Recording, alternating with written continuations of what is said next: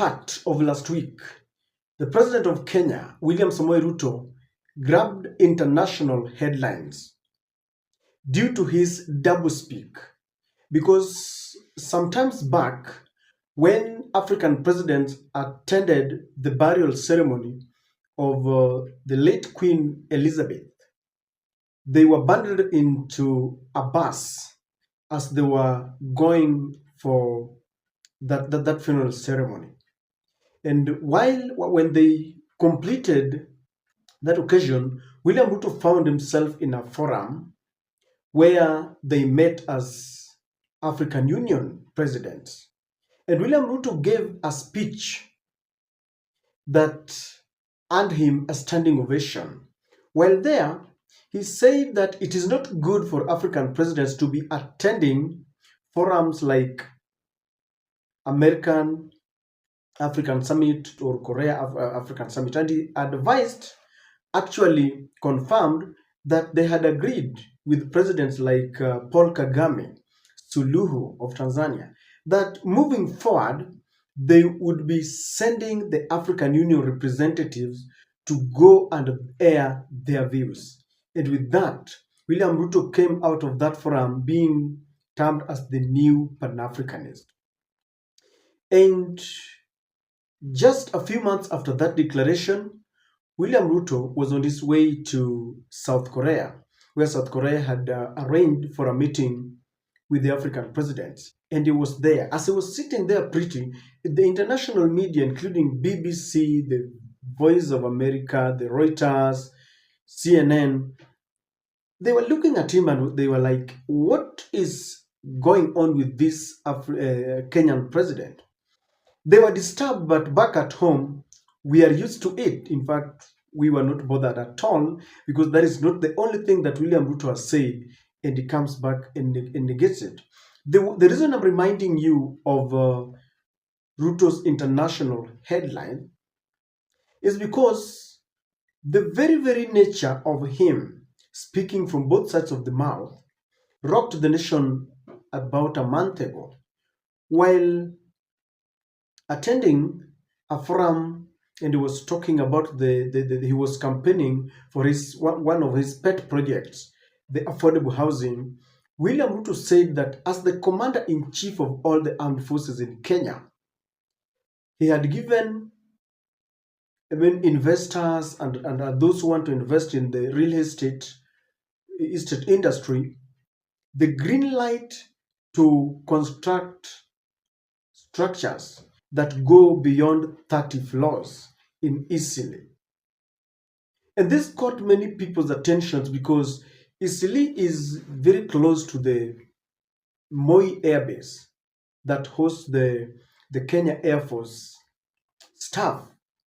And because of security reasons, even laymen like people like us who don't understand security, details, were shocked at the president's declaration. The city. Kwa sababu mimi ndio commander in chief.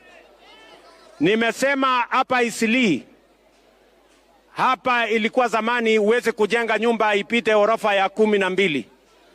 Lakini nimetangaza ya kwamba hapa tunaweza kujenga sasa mpaka orofa ya 25 ama 30. Ndio wananchi wengi tuweze kupata mahali ya kuaccommodate so that we can live in a harmonious neighborhood na sisi wote tuendelee mbele. So both security experts and laymen were shocked because sometimes I keep on saying that there are issues that do not need rocket science, to understand. Because we were looking at the security. I know it's international standards that you cannot build houses that go beyond certain levels that are closer to military bases because of the security. And we were like, if someone would decide that they want to bomb MOI AIRBASE, then they are sitting at a place where they have a bird's eye view. They'll be looking, at the MOI AIRBASE directly. Then it will cause a lot of disaster. And we are also considering the fact that we have, military jets that are flying around, and this is an aviation policy that wherever, helicopters and jets, fly around, we don't need tall buildings.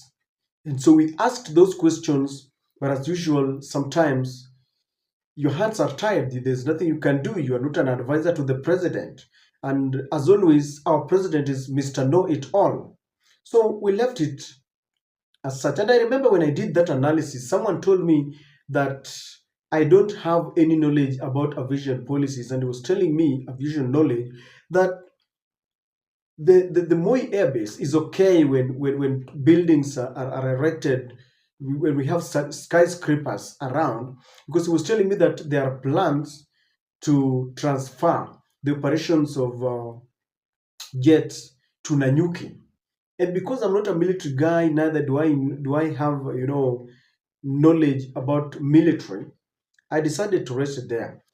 But today we were shocked that William Ruto, in his usual style, made a U-turn, and he declared this time around that he would work with all the stakeholders, like the city, planning department, and the military staff, those who are concerned, to ensure that the bylaws that were made in the city and the laws that govern military versus the civilian are not thwarted as people try to make a living, as people try to invest.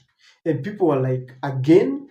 All buildings that have been built beyond the heights that are provided for in law, we will work with the Nairobi City County to make sure that all developers keep to the standards that we have agreed with the Kenya Air Force and with the Kenya Defense Forces.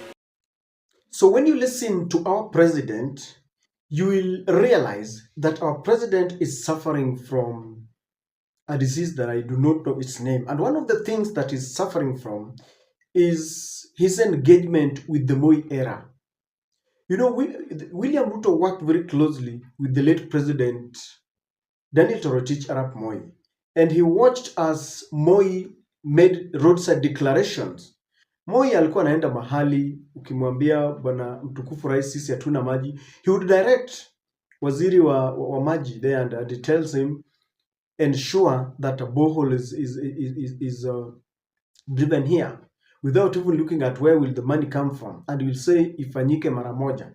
And Ruto still suffers from that mentality. He has refused to accept that we are in a new dispensation. We are I don't know how many years down the line since we ended the KANU regime. But as a student of KANU, he still believes in the roadside declarations.